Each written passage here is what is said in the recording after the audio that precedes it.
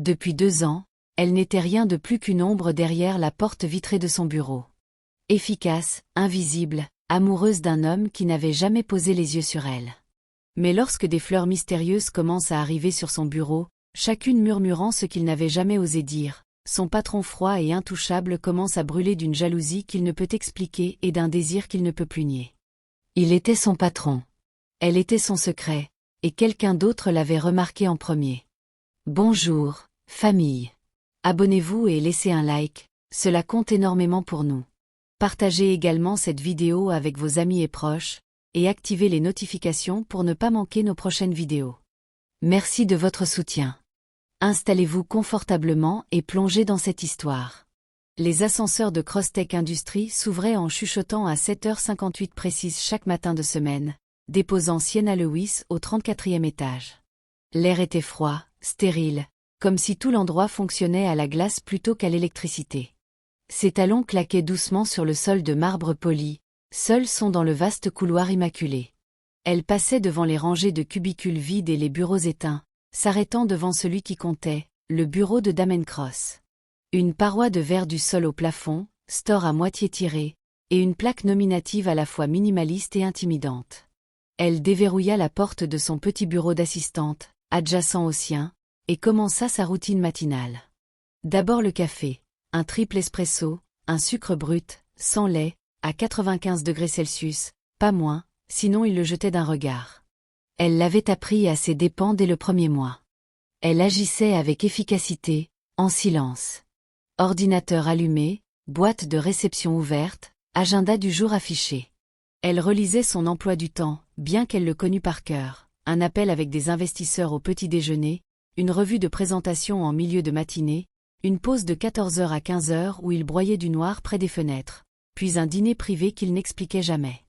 À 8h12 précises, l'ascenseur privé en face de son bureau tinta. Il était là. Damon Cross, PDG, milliardaire, énigme, la trentaine à peine entamée, mais déjà une légende dans les cercles d'affaires pour avoir transformé une petite entreprise de logiciels en un empire technologique mondial en moins de 5 ans. Il franchit les portes vitrées avec cette élégance dominatrice qui faisait instinctivement s'écarter les gens. Ce jour-là, il portait un costume anthracite, taillé à la perfection, comme tout chez lui. Ses cheveux noirs étaient soigneusement peignés, sa mâchoire légèrement ombrée d'une barbe naissante, savamment négligée. Ses yeux balayèrent le bureau à son entrée, et comme toujours, ils passèrent sur elle sans s'arrêter. « Bonjour, monsieur Cross, dit-elle doucement, lui tendant son café. « Même, répondit-il sans la regarder, prenant la tasse sans ralentir. Et c'était tout. Pas de merci, pas de contact visuel, pas de reconnaissance pour la femme qui empêchait son monde de s'écrouler chaque jour. Elle aurait aussi bien pu faire partie du décor, efficace, nécessaire, et totalement invisible. Sienna s'assit à son bureau et exhala doucement. Elle ne s'attendait pas à autre chose. C'était leur rythme depuis 2 ans. Elle faisait tourner la machine, rendait ses réunions fluides comme par magie, anticipait chaque catastrophe, répondait à ses emails, gérait ses ennemis, apaisait ses clients, et veillait à ce que sa vie reste sans désordre ni chaos. Il ne la remarquait que lorsque c'était absolument nécessaire. Pas par méchanceté, elle ne pensait pas que Damon était cruel, mais par désintérêt, détachement, comme si la reconnaître la rendrait réelle. Et les gens réels étaient dangereux. Pourtant, elle l'observait à travers la paroi vitrée de son bureau tandis qu'il buvait son café et fixait son écran. Elle admirait la rapidité, l'analyse, l'implacabilité de son esprit. Elle avait vu des éclairs de chaleur, enfouis sous son armure, comme lorsqu'il avait discrètement payé les frais médicaux d'un employé sans un mot, ou lorsqu'il avait reprogrammé lui-même son rendez-vous médical quand elle était trop malade pour demander. Il remarquait des choses, mais pas elle. Elle rêvait autrefois qu'un jour, il se tournerait et la verrait. Vraiment. Pas comme l'assistante efficace, pas comme celle qui remplissait ses cartouches d'encre ou rédigeait ses emails d'excuses, mais comme Sienna, une femme dont le cœur battait plus vite à chaque fois qu'il passait. Une femme tombée amoureuse d'un homme qui n'avait jamais appris sa couleur préférée. Maintenant, elle apprenait lentement à vivre avec la douleur d'un amour non partagé. Ses amis la trouvaient insensée. Sa mère la suppliait de quitter ce travail. Mais son cœur refusait d'abandonner le champ de bataille. Elle chassa cette pensée et se concentra sur la boîte de réception. 37 emails non lus depuis la veille. Elle commença à répondre, en adoptant sa voix, calme, précise, puissante. Les gens ne savaient pas que c'étaient ces mots qu'ils craignaient, sa diplomatie qu'ils respectaient. Dans l'univers de Cross, elle avait du pouvoir. Mais aux yeux de Damen, elle n'existait pas. Les lundis matins étaient prévisibles chez Crosstech. Les emails affluaient comme des vagues, l'air était chargé de caféine et de pression, et Sienna gérait tout avec aisance. Mais ce lundi-là était différent. Tout commença avec un message de la réceptionniste à 8h47. Il y a une livraison pour vous. Sienna fronça les sourcils, consultant son agenda. Elle n'attendait rien, ni colis, ni livraison de clients. Curieuse, elle descendit. Le hall était animé par le ballet habituel des cadres et des visiteurs. Mais ce qui l'attendait au comptoir la stoppa net. Un bouquet. Pas n'importe quel bouquet. Des tulipes rose pâle, nouées d'un ruban crème, enveloppées dans un papier délicat. Elle retint son souffle. « Mademoiselle Lewis ?» demanda la réceptionniste en souriant. « C'est pour vous. » Sienna s'approcha prudemment. Une petite enveloppe crème était attachée, son nom écrit à la main d'une écriture soignée. Elle ouvrit la carte, à la femme qui s'épanouit même dans l'ombre. H. Ses doigts se crispèrent sur la note, une chaleur douce naissant dans sa poitrine. Moitié confusion, moitié émerveillement. Elle ne reconnaissait pas l'écriture. Le nom ou l'initiale ne révélait rien. Et des tulipes, pas ostentatoires comme des roses, mais réfléchies, subtiles. Elle remonta avec le bouquet, encore sous le choc. En sortant de l'ascenseur, Damen sortait de son bureau pour se rendre à la salle de conférence. Leurs regards se croisèrent brièvement, un instant, rien de plus. Mais elle le vit, ses yeux tombèrent sur le bouquet dans ses bras, s'attardèrent une seconde de trop, puis revinrent au sien. Il ne dit rien. Il tourna les talons et s'éloigna. Sienna posa les fleurs sur son bureau avec soin, la note à côté. Son cœur battait un peu plus fort. 2 jours plus tard, cela recommença. Cette fois, le bouquet arriva en milieu de matinée. Des roses crème, élégamment disposées dans un vase en verre, avec une carte argentée. Un sourire comme le vôtre ne devrait pas passer inaperçu. Elle fixa la carte pendant plusieurs secondes, ses joues s'échauffant. C'était personnel, romantique, mais respectueux, pas oppressant, juste observateur. Cela la faisait se sentir vue, et elle n'était pas habituée à être vue. À midi, le bureau bruissait de murmures. Les gens avaient remarqué. La réceptionniste avait visiblement parlé. Des regards se glissaient par-dessus les cloisons des cubicules, des têtes se penchaient vers son bureau. Quelqu'un murmura même « admirateur secret » en passant dans le couloir. Mais ce qui la marqua le plus, ce n'étaient pas les fleurs ni les chuchotements. C'était Damen. Pour la première fois en 2 ans, il lui parla 2 fois dans la même journée. La première fois, il s'agissait d'un conflit d'horaire. Il se tenait plus près que d'habitude, lui demandant si elle voulait déplacer une réunion de l'après-midi pour qu'elle n'ait pas à rester tard. Surprise, elle cligna des yeux, puis hocha la tête. « Bien sûr, je m'en occupe », répondit-elle, troublée par la douceur dans sa voix. Puis, après le déjeuner, alors qu'elle revenait d'une rapide pause café, il ouvrit la porte de son bureau au moment où elle passait. Sienna. Son nom sonnait étrange dans sa bouche, rare, lourd. Il jeta un nouveau coup d'œil aux fleurs, désormais 3 bouquets. Puis à elle. « Je voulais m'assurer que vous n'êtes pas harcelée. » Son inquiétude était maladroite, peut-être sincère, mais clairement forcée. Elle inclina la tête. « Vous pensez que quelqu'un qui m'envoie des fleurs tous les 2 jours me harcèle ?» Il s'éclaircit la gorge. « Pas nécessairement. Juste pour m'assurer que vous allez bien. »« Je vais bien, » répondit-elle doucement. Mais il y avait une lueur dans ses yeux, un pouvoir discret qui le fit détourner le regard. Le lundi suivant, il y avait 4 bouquets sur son bureau. Chacun différent, chaque note plus intime que la précédente. « Je vois comment vous portez le poids des autres. Vous méritez de la douceur, vous aussi. J'espère que votre journée sera plus légère et que quelqu'un vous dira à quel point vous êtes brillante. Sinon, que ceci le fasse. » Ses doigts caressaient les bords des cartes. Ce n'étaient pas des déclarations grandioses, mais des observations, des détails. Qui que soit cette H, il voyait des choses. Et Sienna commençait à ressentir quelque chose qu'elle n'avait pas connu depuis des années, être désirée. Pas pour son efficacité, pas pour son silence ou sa loyauté, mais pour qui elle était, pour ce que quelqu'un croyait qu'elle pouvait être sous sa surface composée. Cet après-midi-là, Damen resta dans l'embrasure de sa porte plusieurs minutes, silencieux, l'observant. Elle sentit la chaleur de son regard, et lorsqu'elle se tourna enfin vers lui, il parla, presque trop désinvolte. « Vous savez qui envoie ces fleurs ?» « Non, » répondit-elle, le regardant dans les yeux pour une fois. « Mais ils font clairement attention à moi. » Quelque chose vacilla dans son regard. Jalousie? Malaise? Il hocha la tête, puis disparut dans son bureau sans un mot de plus. Le changement fut subtil au début, presque imperceptible, mais il était là. Damen, autrefois un fantôme lui-même, commença à se montrer. Il lui demanda comment s'était passé son week-end. Il proposa de lui prendre un café lorsqu'il partait pour une réunion, chose qu'il n'avait jamais faite. Il la complimenta même une fois lors d'une revue d'équipe. « Sienna est la raison pour laquelle la moitié d'entre vous a encore un emploi. Ne l'oubliez pas. » La salle entière s'était tue. Sienna entendait à peine les applaudissements. Son cœur battait trop fort dans ses oreilles. Elle ne comprenait pas ce qui se passait. Pourquoi maintenant? Pourquoi lui? Mais quelque chose lui disait que ce n'était plus une question d'efficacité.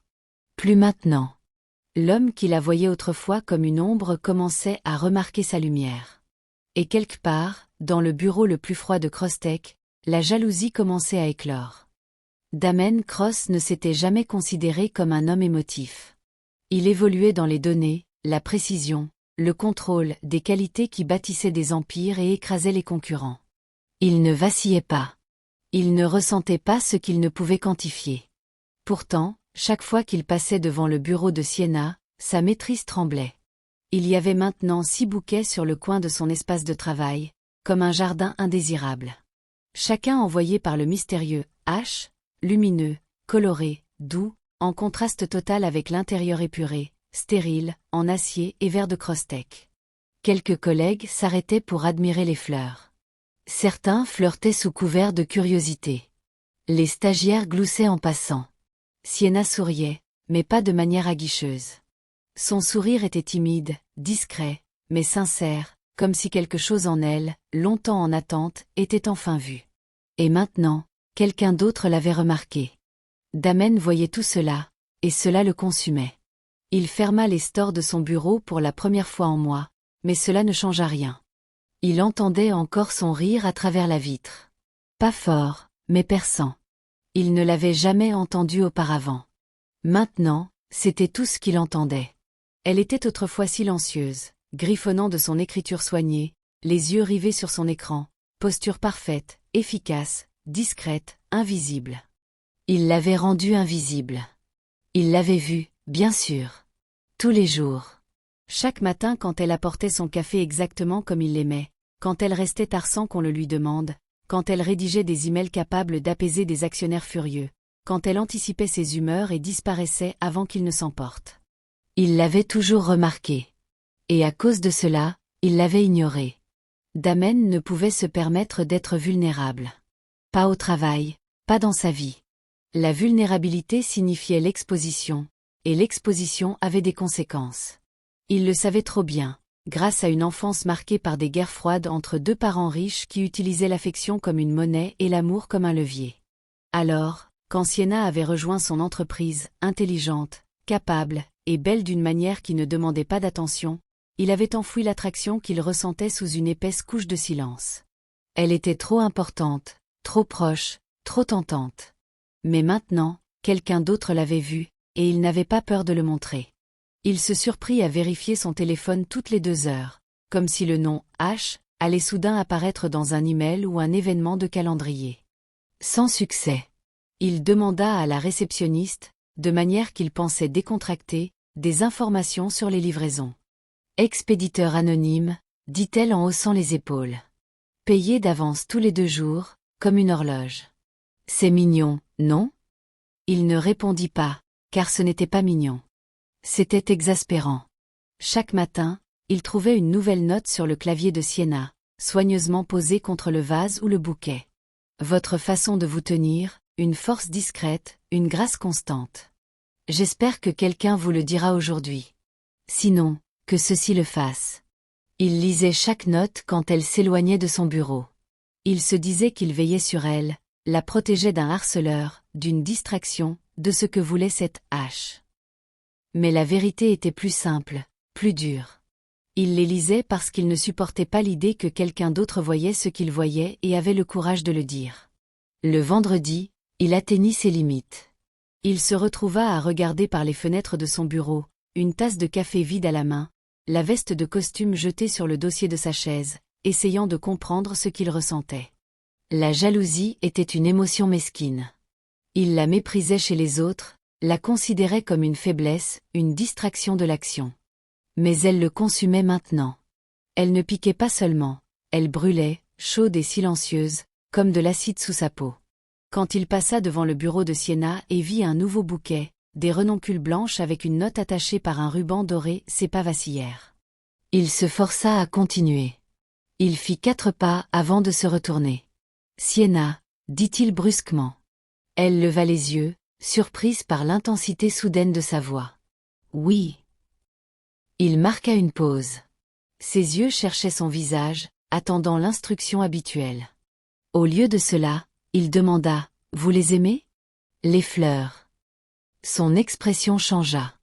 Elle se redressa, confuse mais intriguée. « Oui, » dit-elle après un instant. « Elles sont attentionnées. » Il hocha la tête, crispé. Puis il ne dit rien d'autre et se retira dans son bureau comme un homme fuyant un feu qu'il avait accidentellement allumé. Cette nuit-là, Damen ne pouvait se concentrer sur son travail. Son téléphone sonna 3 fois, son avocat, sa mère, un partenaire de capital risque. Il les ignora tous. Il resta assis dans son fauteuil longtemps après que le bâtiment se fût vidé. Son esprit était agité. Les lumières de la ville brillaient au-delà des fenêtres comme des étoiles qu'il ne pouvait toucher. Sa cravate gisait, oubliée, sur l'accoudoir. Il pensait à Sienna. À la manière dont elle le regardait quand elle pensait qu'il ne la voyait pas. À la manière dont elle n'avait jamais rien demandé. À la manière dont sa présence discrète remplissait son espace sans l'exiger. Et maintenant, quelqu'un d'autre lui offrait plus qu'il ne l'avait jamais fait, de l'attention, de l'affection, de la poésie déguisée en compliment. Quelqu'un d'autre faisait ce qu'il avait été trop lâche pour faire. Il quitta le bâtiment après minuit, poussé par une seule pensée. Il ne pouvait pas la perdre, ni pour un H, ni pour personne. Mais le problème était que Damen Cross ne savait pas comment gagner quelqu'un qu'il avait passé 2 ans à prétendre ne pas vouloir.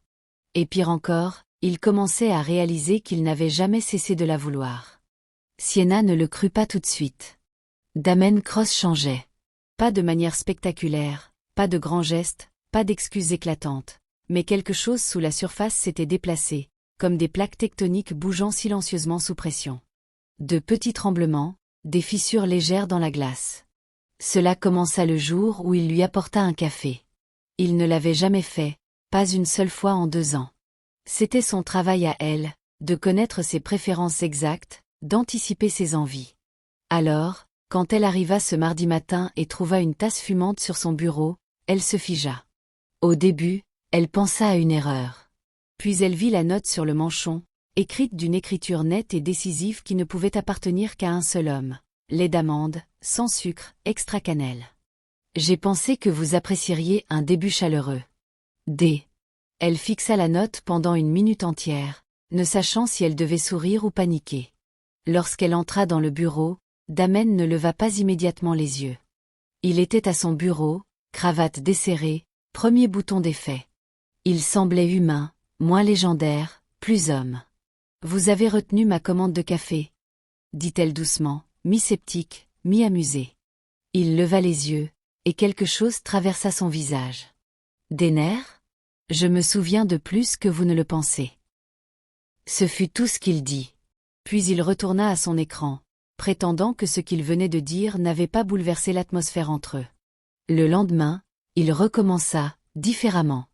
Il marchait dans le couloir après une réunion tendue avec les investisseurs. Sienna, comme toujours, tenait ses notes et planifiait mentalement 3 emails de suivi. « Je vous ai réservé une pause entre 13h et 14h, dit-il soudainement. Elle leva les yeux. « Vous voulez dire que vous êtes réservé entre 13 heures et 14 heures. Non, vous, clarifia-t-il. J'ai libéré votre emploi du temps. Vous n'avez presque pas pris de pause déjeuner depuis des semaines. Sortez.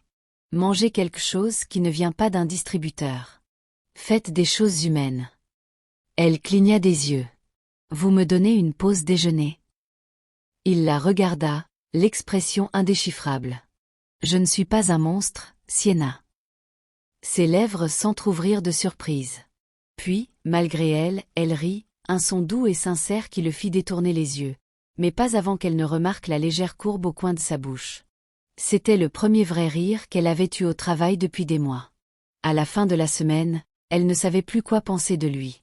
Il restait Damen, toujours brillamment intimidant, exigeant, sujet à des sautes d'humeur quand les choses n'allaient pas dans son sens. Mais maintenant, il y avait ces moments, des changements subtils, délibérés. Il demandait son avis en réunion, la regardait plus longtemps qu'il n'aurait dû. Une fois, elle le surprit à l'observer de l'autre côté du bureau, la mâchoire serrée, les mains jointes comme s'il retenait quelque chose. Il n'avait plus mentionné les fleurs, et elles continuaient d'arriver. Le vendredi, elle reçut un bouquet d'hyacinthes bleus avec une note. « Il y a quelque chose chez vous dont je ne peux détourner les yeux. J'espère qu'il le fera enfin. » Elle resta figée, la note nichée entre les pétales, la chaleur montant à ses joues. La note n'était plus vague. Elle faisait référence à quelqu'un qui savait, qui avait remarqué ses sentiments avant même que Damen ne le fasse. Cette possibilité l'excitait autant qu'elle l'effrayait. Cet après-midi-là, Damen l'invita dans son bureau sous prétexte de revoir des contrats clients. Mais elle savait. Il n'y avait aucun contrat sur son bureau, aucun document imprimé, juste lui, assis dans son fauteuil, une jambe croisée sur l'autre, les doigts joints sous son menton. « Sienna, dit-il. Je voulais vous demander quelque chose. » Elle hocha la tête, prudente. « D'accord. Ces fleurs, elles vous rendent heureuse. » Elle cligna des yeux, prise de court. « Oui, je suppose que oui. »« Vous supposez ? » ?»« Elles sont attentionnées, dit-elle. Celui qui les envoie, il me remarque. » Sa voix était douce, ferme, délibérée. Elle flotta entre eux comme un défi. Le regard de Damen s'aiguisa, mais il ne s'y a pas.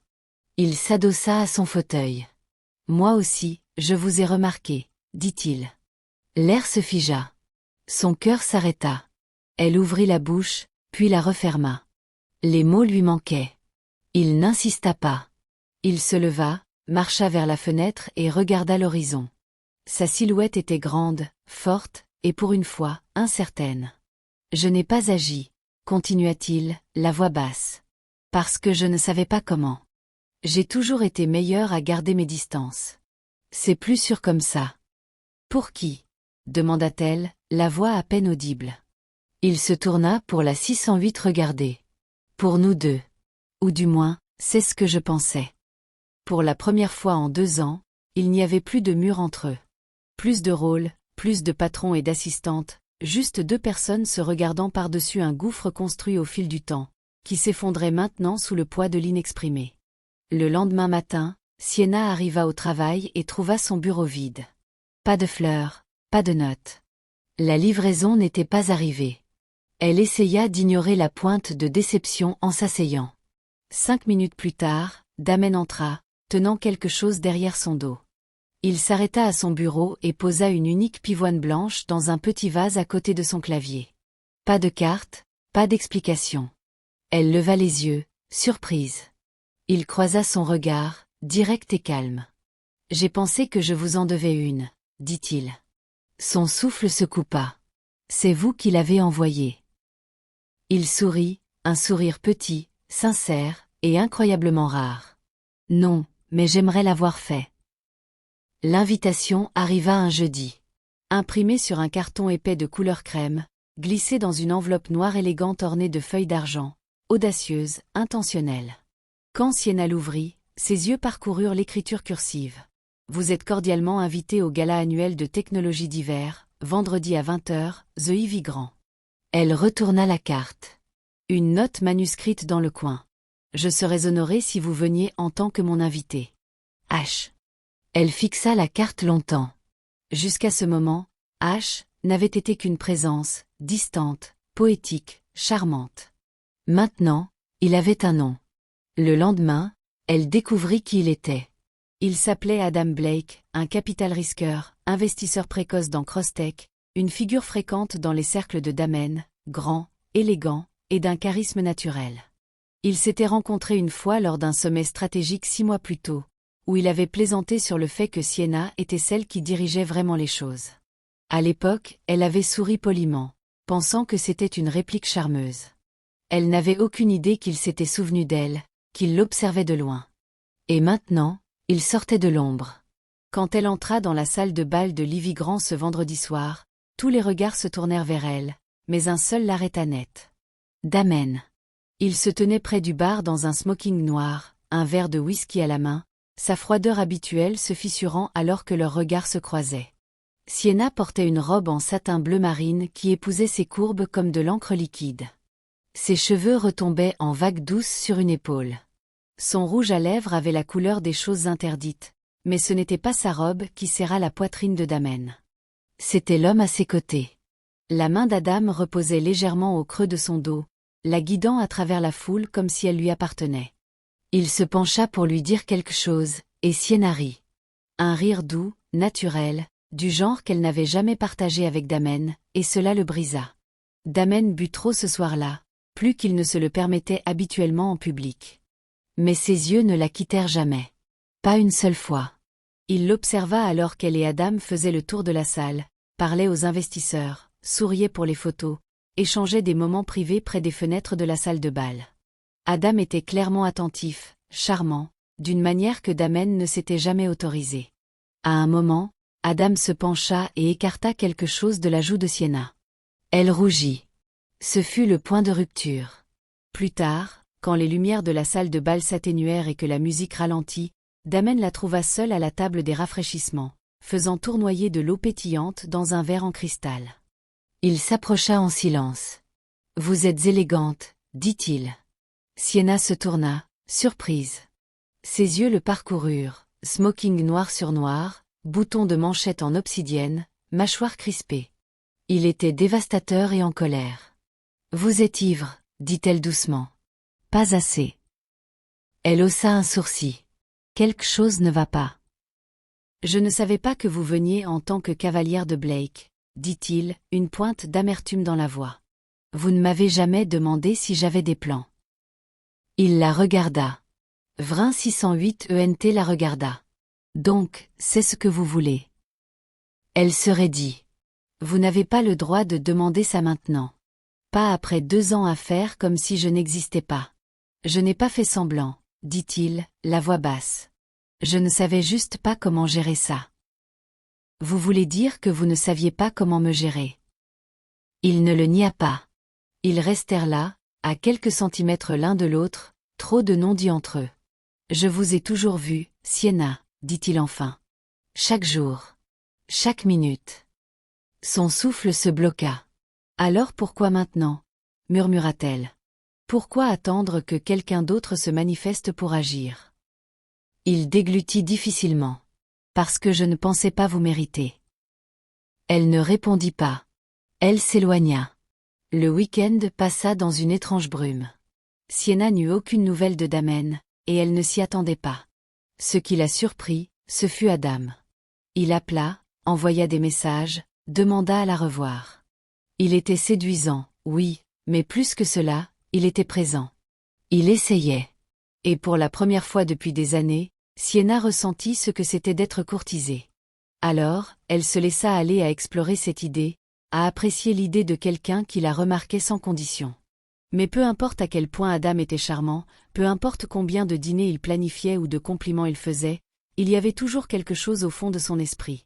Une paire d'yeux orageux, une pivoine blanche sur son bureau, un homme qui avait construit des murs non pas par cruauté, mais par peur. Et la vérité était qu'elle le voulait toujours, même quand elle ne le devrait pas. Le lundi matin arriva comme un nuage d'orage. L'air était tendu, le bureau inhabituellement silencieux. Sienna entra dans le bâtiment 10 minutes en avance, vêtue d'un chemisier prune ajusté et d'une jupe crayon noir, ses cheveux relevés en un chignon soigné. Elle s'assit à son bureau, les doigts posés sur le clavier, essayant de se concentrer. La porte de Damen restait fermée. À 9h04, elle s'ouvrit. Il en sortit, ses yeux se verrouillant sur les siens. Elle se crispa. Il s'approcha, s'arrêtant à son bureau, pas derrière, pas en la dominant comme d'habitude, mais à côté d'elle, à son niveau. « Je ne vais pas mentir, dit-il calmement. Vous voir avec lui m'a rendu furieux. Je sais, répondit-elle sans lever les yeux. J'étais jaloux, Sienna. Elle tourna lentement la tête. Bien. Maintenant, vous savez ce que j'ai ressenti pendant 2 ans. Sa gorge tressaillit sous le poids de ses mots. Je ne peux pas revenir à faire semblant, dit-il. J'ai essayé. Ça m'a presque rendu fou. Et que comptez-vous faire à ce sujet? Demanda-t-elle posément. Je vais me battre pour vous, dit-il. Enfin. Et puis, dans un geste que personne n'aurait cru possible, Damen Cross plongea la main dans sa veste et en sortit une note manuscrite, pliée en 2. Il la posa doucement sur son bureau. Vous n'avez jamais été invisible pour moi. Je ne savais juste pas comment regarder sans tomber. La tempête s'était calmée, et l'air entre eux n'avait jamais été aussi clair. Sienna fixa la note sur son bureau longtemps après que Damen fut parti. Son écriture était immistakable, contrôlée, nette, et pourtant les mots tremblaient sur le papier, vulnérables, exposés. Vous n'avez jamais été invisible pour moi. Je ne savais juste pas comment regarder sans tomber. Elle la lut encore et encore. Cela semblait vrai, comme une confession retenue trop longtemps et enfin révélée à l'encre. Et cela changea quelque chose. Pas parce qu'elle oubliait soudainement les 2 ans de silence, d'être ignorée, mais parce que cela donnait un sens à ces 2 années. Cela les reformulait, non pas comme de l'indifférence, mais comme une résistance, une lutte qu'il avait menée contre lui-même. Une guerre entre la fierté et la vulnérabilité, la peur et le désir. Et pour une fois, Damen Cross avait perdu. Et elle avait gagné. Il ne la pressa pas après cela. Pas de confrontation dramatique, pas de geste de film romantique. Au lieu de cela, il changea discrètement mais complètement. Chaque matin, il disait maintenant « bonjour », pas mécaniquement, mais avec intention. Parfois, il lui apportait un café. Pas tous les jours, juste assez pour dire « je me souviens ». Je pense à vous. Il commença à l'inclure dans les discussions, non comme une assistante, mais comme une collaboratrice, une partenaire. Il demandait son avis, écoutait quand elle parlait, lui faisait de la place. Et puis, un mercredi qui semblait comme un autre, il la surprit à nouveau. « Libérez votre soirée », dit-il nonchalamment pendant le déjeuner, tout en relisant un brief marketing. « Je veux vous emmener quelque part. » Elle leva les yeux. « C'est lié au travail. » Non, dit-il en tournant une page. C'est personnel. Le souffle de Sienna se coupa. 1000 pensées traversèrent son esprit. Et si cela gâchait tout? Et s'il était trop tôt? Et s'il changeait d'avis? Mais une autre voix, plus courageuse, coupa court au bruit. Dis oui. D'accord, dit-elle. Où allons-nous? Il ne répondit pas avant 19h32. Une voiture noire élégante s'arrêta devant son appartement. Le chauffeur lui ouvrit la porte et lui tendit une petite enveloppe. À l'intérieur, une note, « Faites-moi confiance » et en dessous, une adresse. Elle se dit de ne pas trop réfléchir, de ne pas trop espérer. Mais quand elle arriva, elle réalisa qu'il avait déjà tout prévu. Le toit était transformé. Ce n'était pas un restaurant, un hôtel ou une grande salle de bal. C'était le jardin privé sur le toit de la tour Crosstech, habituellement réservé aux réunions du conseil et aux événements exécutifs à huis clos. Mais ce soir-là, il ressemblait à un rêve. Des centaines de fleurs emplissaient l'espace, tulipes, roses, pivoines, lys, hyacinthes bleus, chaque type de fleur qu'elle avait reçu. Des lanternes pendaient des treillis, projetant une lueur ambrée douce sur l'horizon du soir.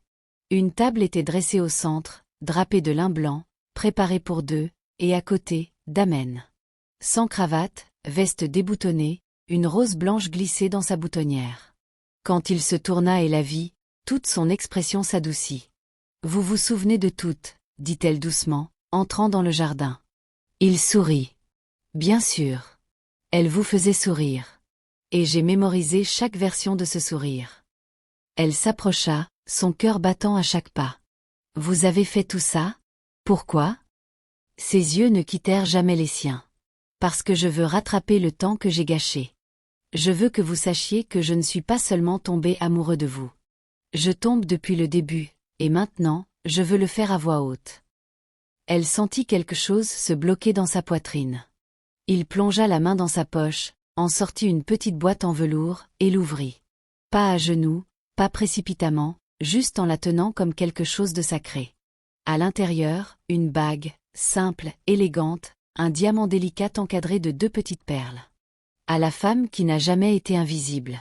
Pas pour moi, pas une seconde. Elle ne pouvait pas parler. Les larmes vinrent, silencieuses et chaudes. Pas parce qu'elle était submergée, mais parce que pour la première fois en années, elle se sentait vue. Vraiment, indéniablement, irrévocablement vue. Elle prit la bague, la glissa elle-même à son doigt, et se blottit dans ses bras.